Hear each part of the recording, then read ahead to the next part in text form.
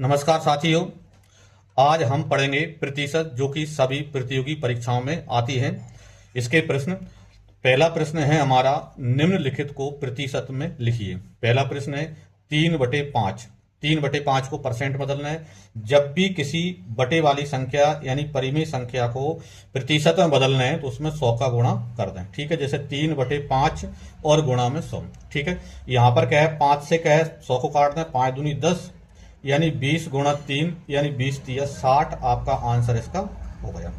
ठीक है, इसी प्रकार यहां पर दूसरे वाले प्रश्न को कीजिए और इसको कमेंट बॉक्स में आप डालेंगे इसका आंसर। ठीक है, फिर अगले प्रश्न पर चलते हैं। अगला प्रश्न है, निम्नलिखित को परिमेय संख्या में लिखिए। इनको परिमेय संख्या में चेंज करना है। जैसे यहाँ पर क्या है, 45% है और इनको परिमेय संख्या, जैसे पहला प्रश्न था, इस प्रकार इनको चेंज करना है यहाँ पर। ठीक है, तो 45% है तो परसेंट जहां पर लिखा हो वहां पर आप 1/100 लिख दें। ठीक है, 45 और प्रतिशत मतलब यहाँ पर इंटू में 1/100। जो कट रहा है तो उसको काट लो। जैसे 5 से कट रहा है, 5 दूनी 10 0 और इधर 5 से काटेंगे तो 5 9 45। ठीक है, यानी आपका जो आंसर है वो क्या हो जाएगा, यहाँ पर 9/20। तो 9/20 आपका आंसर इसका बन जाएगा यहाँ पर। ठीक है, फिर अगले प्रश्न पर चलते हैं। देखें, अगला प्रश्न है हमारा, राम की आय सीता की आय से 25% अधिक है तो सीता की आय राम की आय से कितने परसेंट कम है।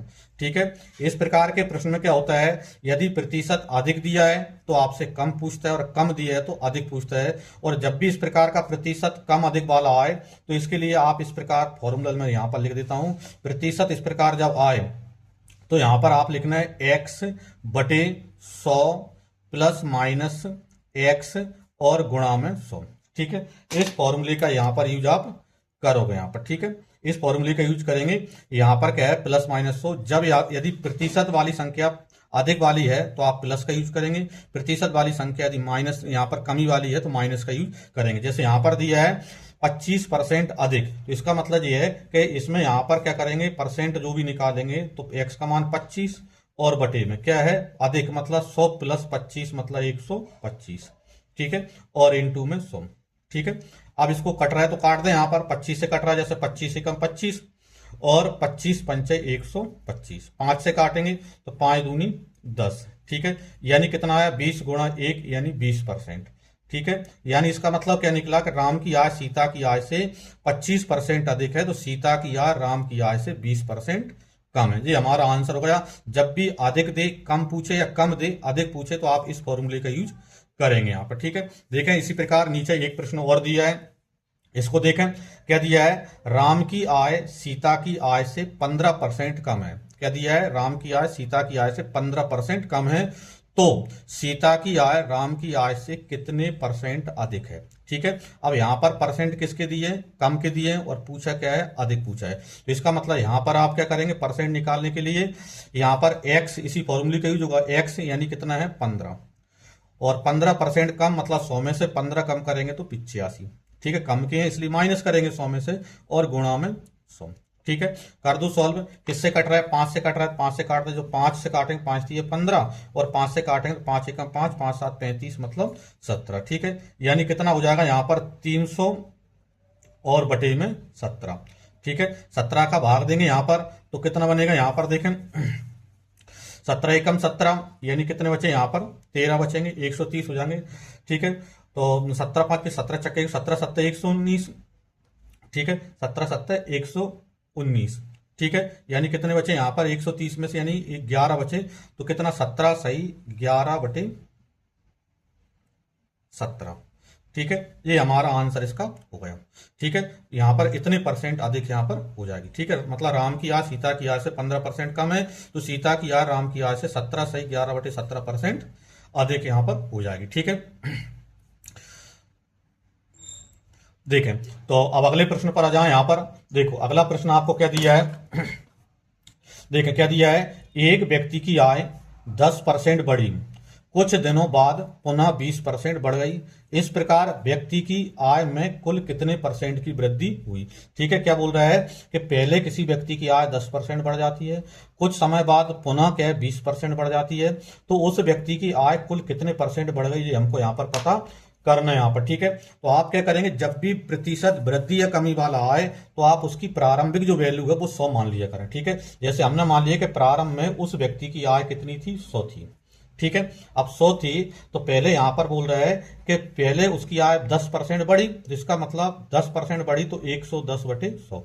जब भी प्रतिशत वृद्धि दे तो 100 में प्लस कर करके गुणा करते हैं, और प्रतिशत कमी दे तो 100 में से माइनस करके गुणा करते हैं। फिर उसके बाद बता रहा है कि कुछ दिनों बाद पुनः 20% बढ़ गई, तो पुनः 20% बढ़ गई तो इसका मतलब 120/100, क्योंकि यहां पर भी वृद्धि बोल रहा है यहाँ पर, ठीक है। अब इसको सॉल्व कर दो यहाँ पर आप, तो क्या बनेगा, यहाँ पर देखो 2 जीरो से 2 जीरो जी कैंसिल हो जाएंगी, और 2 जीरो से 2 जीरो ये कैंसिल हो जाएंगी। अब आपके पास क्या बचा, 11 गुणा 12, 11 गुणा 12 मतलब 12 दाम के 120 और 12 132। तो इसका मतलब क्या बना कि 100 थी और अब 132 हो गई, 100 से 132 मतलब बढ़ गए, और कितने बढ़ गए यहाँ पर 32 बढ़ गए। तो इसका मतलब ये है कि उसकी जो कुल आय है वो 32% बढ़ गई, ठीक है। क्योंकि 100 पर कितने बढ़े या कितने घटे वही प्रतिशत वृद्धि या कमी कहलाती है यहाँ पर, ठीक है। तो 100 पर टोटल 32 बढ़ गए तो इसका मतलब उसकी कुल जो आय है वो 32% यहाँ पर बढ़ गई यहाँ पर, ठीक है। यही हमारा आंसर हो गया, ठीक है। अब देखें अगले प्रश्न पर आ जाते हैं। तो अगला प्रश्न क्या है, एक व्यक्ति की मजदूरी पहले 20% बढ़ी, परंतु कुछ दिनों बाद मजदूरी 10% घट गई। देखो उसी जैसा है, लेकिन इसमें पहले बढ़ रही है और कुछ दिनों बाद क्या हो रही है, घट रही है। इस प्रकार उसकी मजदूरी में कितने परसेंट का परिवर्तन हुआ, कितने परसेंट मतलब कुल घट भी सकती है और कुल बढ़ भी सकती है, वो आपको यहाँ पर बताना है। तो हमने जैसा मान लिया कि पहले उसकी मजदूरी 100 थी, ठीक है, व्यक्ति की प्रारंभिक मजदूरी 100 थी, तो फिर बोल रहा है कि व्यक्ति की मजदूरी 20% बढ़ी, तो 20% बढ़ी तो इसका मतलब 100 में 20 प्लस करके गुणा करेंगे, मतलब 100 इंटू 120/100, ठीक है। फिर बोल रहा है परंतु कुछ दिनों बाद मजदूरी 10% घट गई। अब 10% घट गई तो इसका मतलब 90/100, ठीक है, 90/100। अब इसको यहां पर सॉल्व आप कर दोगे तो आंसर आ जाएगा। देखो 2 जीरो से 2 जीरो और इधर 2 जीरो से 2 जीरो, ठीक है। क्या बना आपका यहाँ पर 12 गुणा 9 मतलब 12 नंबर 108, ठीक है। अब देखें 12 नंबर 108 मतलब 100 से 108, तो इसका मतलब बढ़े, और कितने बढ़े तो 100 पर 8 बढ़े, तो इसका मतलब 8% की वृद्धि यहाँ पर हो जाती है। यही हमारा आंसर इसका होगा इसमें, ठीक है, ये हमारा हो गया। देखें तो अगले प्रश्न पर आ जाते हैं। अगला प्रश्न क्या दिया है, एक आयताकार खेत की लंबाई 30% बढ़ाई गई जबकि चौड़ाई 10% घटा दी गई, उसके क्षेत्रफल में कितना परिवर्तन हुआ। ऊपर जैसा प्रश्न है वही का वो प्रश्न यहाँ पर है, ठीक है। जैसे हमने मान लिया कि उस खेत का प्रारंभिक क्षेत्रफल 100 था, ठीक है। फिर उसके बाद बोल रहा है कि लंबाई 30% बढ़ी, तो इसका मतलब 130/100। फिर चौड़ाई 10% घट गई, इसका मतलब 90/100। घटेगा तो माइनस करके गुणा करेंगे, और यदि बढ़ेगा तो प्लस करके गुणा करेंगे। 2 जीरो से 2 जीरो और इधर 2 जीरो से इधर 2 जीरो देगा, ठीक है। अब इसका गुणा कर दें, यहां पर 13 का गुणा 9 से करेंगे, 13 नंबर 117, तो 100 से 117 हो गए, और 100 से 117 हो गए, इसका मतलब 17% यहाँ पर बढ़ गए, ठीक है। यानी 17% की वृद्धि यहाँ पर अपनी हो जाती है। ये हमारा आंसर इसका हो गया, ठीक है। अगले प्रश्न पर आ जाएं। अगला प्रश्न क्या दिया है, एक गोले की त्रिज्या 20% बढ़ाने पर उसके आयतन में कितने परसेंट वृद्धि होगी। गोले की त्रिज्या को 20% बढ़ा दिया गया है, तो आयतन में कितने परसेंट की वृद्धि होगी ये हमको बताना है, ठीक है। तो कितने प्रतिशत की वृद्धि होगी आयतन में, तो हमने जैसे मान लिया कि उस गोले का आयतन 100 था, ठीक है। तो पहले यहां पर देखो 100, अब गुणा में 20% वृद्धि, तो इसका मतलब 120/100। लेकिन क्या है, गोले का आयतन है, तो गोले का आयतन का फॉर्मूला आपको मालूम होना चाहिए। गोले का आयतन क्या होता है, 4/3 पाई आर क्यूब, मतलब इसमें जो त्रिज्या है वो 3 बार है, इसलिए 120/100 को 3 बार हम लिखेंगे। मतलब त्रिज्या में जो भी परिवर्तन करेगा, चाहे कमी करे या वृद्धि करे, उसको 3 बार रिपीट में आपको लिखना पड़ेगा। इसको सॉल्व कर दें, देखें 2 जीरो से 2 जीरो और इधर 2 जीरो से 2 जीरो और 1 जीरो से 1 जीरो कट जाएंगे, ठीक है। अब 12 गुणा 12 गुणा 12 यहां पर हम गुणा कर देते हैं, तो गुणा करोगे तो कितने आएंगे यहाँ पर 1728, और बटे में कितनी है 10, तो बटे में 10 का भाग देंगे तो यहां पर आपको कितना मिल जाएगा, यहां पर देखो 1728 में भाग देंगे तो 172.8, यानी 100 से 172 हो गए। अब देखो 100 से 172 हो गए तो इसका मतलब बढ़ा, और कितना बढ़ा, तो 100 पर 72 बढ़ा, यानी 72%, 72.8% की क्या हो जाएगी, यहाँ पर वृद्धि हो जाएगी इसमें। ठीक है, तो ये हमारा आंसर इसका बन जाएगा उसमें। ठीक है, इसको यहाँ पर क्या है, ये अपना आंसर यहाँ पर हो जाता है उसमें। देखें तो अगला प्रश्न हमारा क्या है, पढ़ें इसको। राम अपनी मासिक आय का 30% भोजन पर खर्च करता है, शेष का 40% परिवहन पर खर्च करता है, इसके बाद शेष का 50% बचाता है।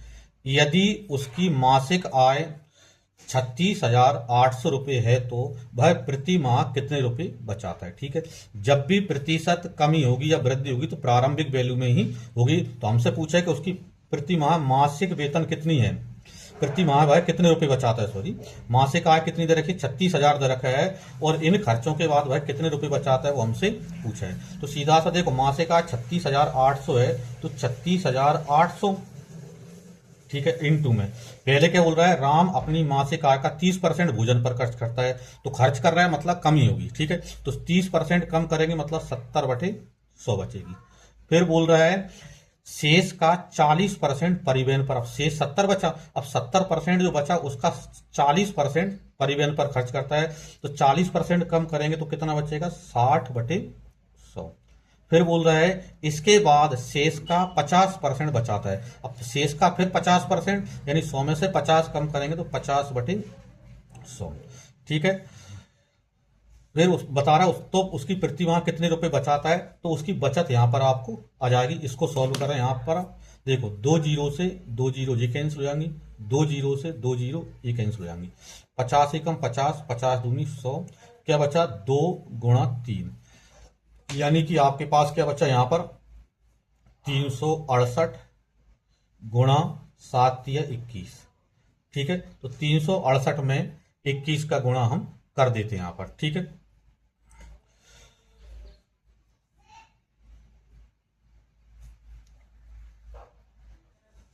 तो ये हमको प्राप्त होगा 368 में 21 का गुणा करेंगे तो 7,728। ठीक है, यानी उसकी जो मासिक बचत है वो कितनी है, 7,728 रुपये उसकी मासिक बचत है। ठीक है, अब अगले प्रश्न पर आ जाते हैं। अगला प्रश्न क्या दिया है, श्याम अपनी आय का 20% मकान के किराए पर, शेष का 70% घरेलू मदों पर, यदि वह 36,000 रुपये की बचत करता है तो उसकी कुल आय कितनी है। अब इसका उल्टा दिया है, यहाँ पर आय पूछा है, खर्च दिया है बचत लास्ट की, और इसमें यहाँ पर आय हमको दे रखी थी, अभी हमने इसको किया था। तो जो भी परसेंट में कमी या वृद्धि होगी प्रारंभिक वैल्यू में ही होती है, यानी आय हमको इसकी मानना पड़ेगा। जैसे हमने मान लिया कि इसकी जो आय है वो X रुपये है। अब देखो X रुपये है तो X का पहले बोल रहा है 20% मकान किराए पर खर्च करेगा, तो इसका मतलब बचा कितना, X का 80%। फिर बोल रहा है कि शेष का 70% घरेलू मदों पर, तो शेष 80% में भी 70% कम करेगा, तो इसका मतलब कितने, 30/100। और इसके बाद बताता है यदि वह 36,000 रुपये की बचत करता है, इसके बाद कितने बच जाते हैं उसके पास, बराबर में 36,000 रुपये, तो बराबर में 36,000। ठीक है, इसको सॉल्व कर दो। देखो यहाँ पर क्या है, 2 जीरो से 2 जीरो जी कैंसिल हो जाएंगी, 4 से काटेंगे 4 दूनी 8, और 4 से 100 को काटोगे तो 25। ठीक है, यानी x बराबर कितना मिल जाएगा आपको, 36,000 गुणा में 25 ऊपर चला जाएगा और 3 नीचे जाएगा। 3 से काटेंगे तो कितना आएगा, 3 एकम 3 दूनी 6, यानी कि 12,000। अब क्या करना है, 12,000 में 25 का गुणा कर दो तो 3 जीरो तो जी है ही, 25 दूनी 50, यानी 5 हासिल, 25 और 5 30। ठीक है, तो ये हमारा आंसर यहाँ पर हो जाता है। उसकी मासिक आय कितनी है, 3 लाख रुपए उसकी मासिक आय है। ठीक है, इसके बाद अगले प्रश्न पर आ जाते हैं। देखें अगला प्रश्न चुनाव से संबंधित है।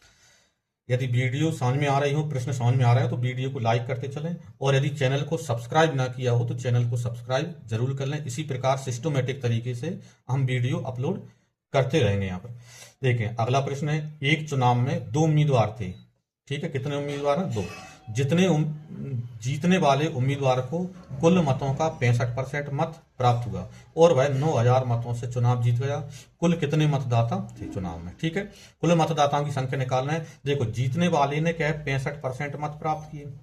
ठीक है। तो इसका मतलब ये है कि 100% में से यदि 65% जीतने वाले का ले गया तो इसका मतलब ये है कि हारने वाले को कितने मिले, 35%। ठीक है, पहले को यदि 65% मिल गए तो इसका मतलब दूसरे को कितने मिले, क्योंकि 2 ही उम्मीदवार थे, तो यहां पर 100 में से 65 कम करेंगे, मतलब 35% दूसरे वाले को मिले, दूसरे वाले को 65 पर। अब उसने बोला है कि भाई 9,000 मतों से चुनाव जीत गया, तो इसका मतलब यहां पर देखो आप, इसको 35% मिले और इसको 65% मिले, इसका मतलब चुनाव वह जीता है मात्र 30% से।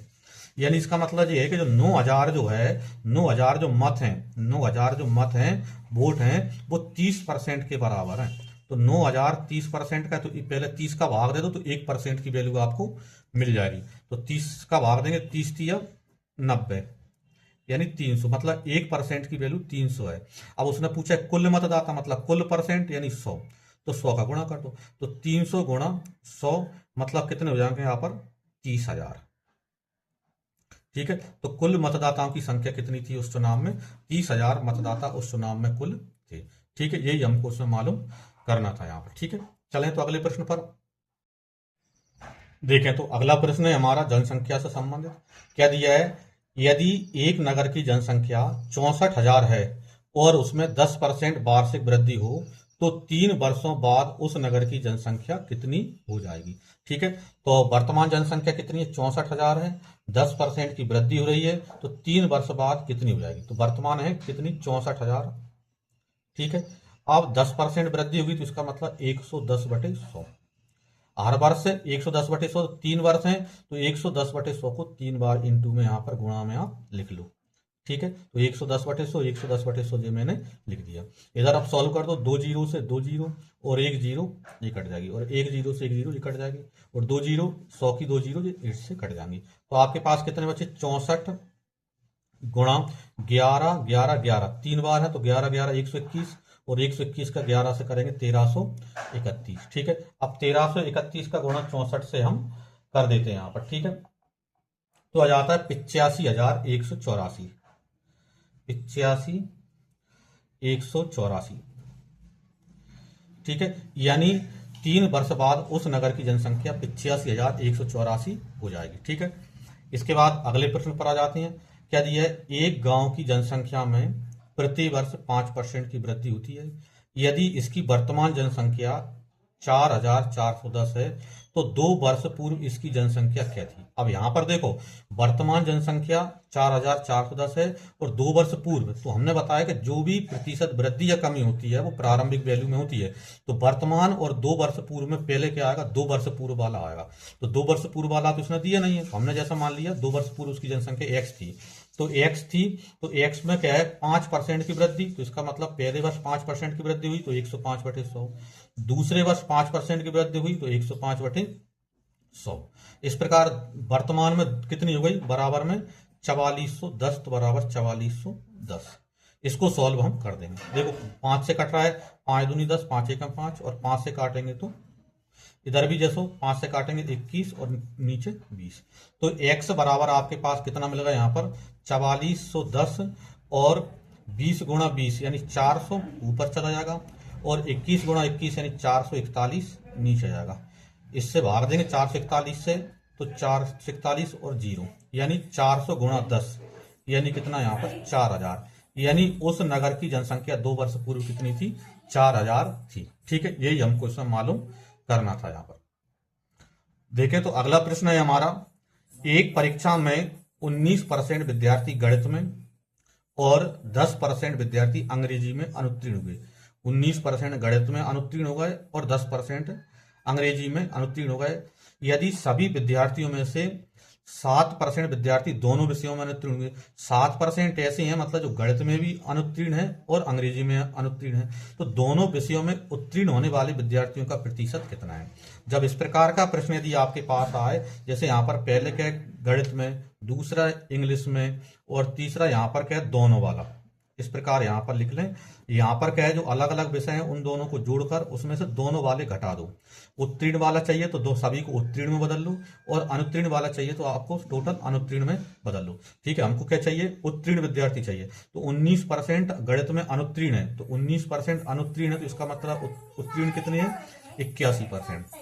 10% अंग्रेजी में अनुत्तीर्ण है, तो इसका मतलब 90% उत्तीर्ण है। ठीक है, इसी प्रकार 7% दोनों विषयों में अनुत्तीर्ण है, तो इसका मतलब 93% दोनों विषयों में उत्तीर्ण है। ठीक है, तो इस प्रकार आपको इस प्रकार कर दोगे तो आपका आंसर आपको मिल जाएगा। यानी कि देखो यहाँ पर क्या है, 81 प्लस 90 में से 93 कम करेंगे, 90 कम करेंगे, 3 और कम कर दो, मतलब यहाँ पर आपके पास बच जाएंगे 78। तो कुल विद्यार्थी जो उत्तीर्ण हुए हैं वो यहाँ पर 78% उत्तीर्ण हुए हैं। इस प्रकार आपका परसेंट वाला चैप्टर कंप्लीट हो जाता है। यदि किसी को प्रॉब्लम हो तो कमेंट बॉक्स में डाल सकता है, उसकी समस्या का हल कर देंगे। ठीक है, सभी के लिए जय श्री राम, धन्यवाद।